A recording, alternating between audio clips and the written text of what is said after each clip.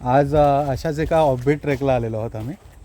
आणि मी नेहमी मित्रांना सांगत असतो की आपण जेवढी नेचरची रिस्पेक्ट करणार तेवढं नेचर आपल्याला भरभरून देत असतो. जसं कालपर्यंत खूप म्हणजे पाऊस नाही, ऊन होतं खूप. म्हणजे 15-20 दिवस मुंबईत एवढं ऊन होतं की हा ट्रेक कसा होईल आम्हाला माहीत नव्हतं की.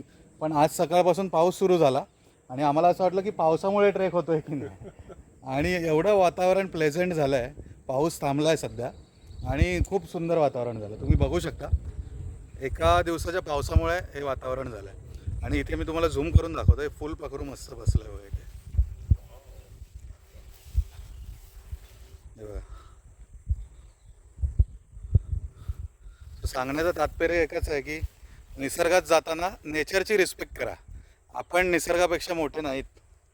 आपण कुठेही बाहेर जाताना आपला जो गर्व असतो किंवा मीपणा असतो तो आपल्या घरीच सोडून जेव्हा आपण निसर्गात जातो तसं आपल्याला असे एक्सपिरियन्स मिळत जातात.